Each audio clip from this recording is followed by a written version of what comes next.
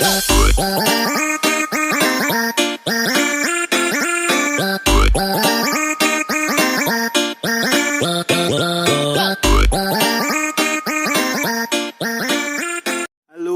up you mga katips yan? Welcome back to Tips Mio mga katips yan.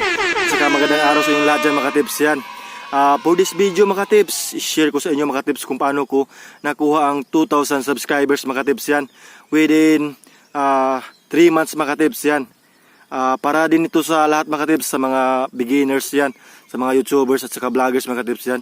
May tips ako sa inyo mga tips kung bakit ko nakuha ang 2,000 subscribers mga tips yan. Di naman ako sikat yan. Di rin ako artista mga tips yan. Di rin ako famous mga tips yan. Bakit ko nakuha ang 2,000 subscribers mga tips within 3 months mga tips? Yan. I-share ko sa inyo mga una mga tips, gumawa ka muna ng content bago ka pumasok sa YouTube mga tips o sa pagpa-vlog mga tips yan. Ang content mga tips, kung ano yung nilalaman ng video mo mga tips yan.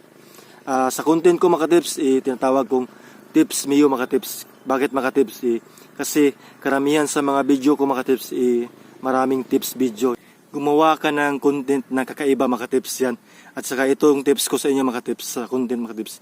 Love your content. Pangalawa mga tips, title mga tips yan. Or pamagat yan. Kailangan mga tips, maglagay tayo ng title sa ating thumbnail mga tips yan sa ating videos para mas madali nilang makita yung title natin mga tips yan, kagaya ng mga thumbnail ko mga tips. Pangatlo mga tips is intro yan. Importante din yung intro mga tips yan. Sa video natin mga tips kailangan may intro tayo. Ito yung intro ko mga tips.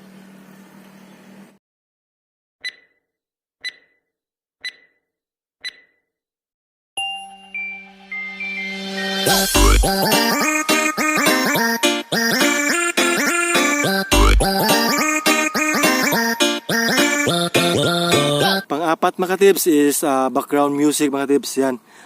Magmili tayo ng mga background music mga tips, yung masaya mga tips yan, at saka hindi boring mga tips yan, hindi nakakaantok yan.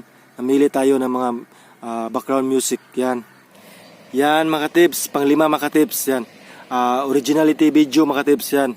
Kailangan mga tips yung video mo mga tips gawang-gawa mo mga tips yan. Hindi ka nang gagrab ng mga video sa iba mga tips yan. Ganito kasi yan mga tips sa kaiba sa mga grab ng video mga tips yan. Kung mga grab ka ng video mga tips, maliit lang tsansa na maraming mag-subscribe sa iyo mga tips. Di kagaya ng gumawa ka ng originality video mo mga tips, maraming mag-subscribe sa iyo mga tips yan. At saka tips ko sa inyo mga tips about sa originality video mga tips. Kung ano yung gusto mong gawin at saka kung ano yung ipapakita mo sa video mo mga tips, gawin mo mga tips yan. Karamihan kasi mga tips sa mga sikat na mga vlogger mga tips, kanilang original video mga tips yan. Kaya kayahin natin sila mga tips yan.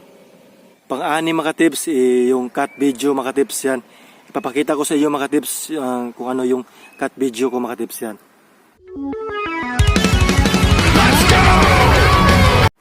Kasi karamihan mga tips sa mga vlogger na sikat mga tips, meron silang mga cut videos mga tips, kaya gawa rin tayo ng cut video mga tips yan.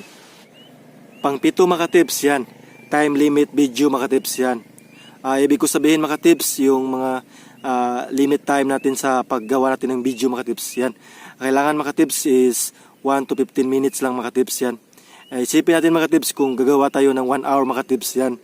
Tapos tingnan natin mga tips kung isipin natin mayroong maantok yan kung mataas yung video natin mga tips. Kaya kailangan mga tips may time limit video tayo mga tips yan. Kagaya ng mga sikat na vlogger mga tips, nakita nyo mga tips, only 1 to 15 minutes lang mga tips yan. Kaya kayahin din natin sila mga tips yan. Kasi nagbibihis tayo sa kanila mga tips dahil sila yung sikat mga tips. Kaya na-observe natin sa kanila na gayahin natin sila yan. Pang-walo mga tips yan, video editing mga tips yan. Importante din yan mga tips yan. Kailangan mga tips, i-creative tayo sa pag-i-edit mga tips sa ating mga video mga tips yan. Para mas masaya mga tips at saka maunawaan ng lahat mga tips. Kailangan magka-cut tayo ng mga video na dapat natin i-upload mga tips yan. Kailangan din ng video editing mga tips yan.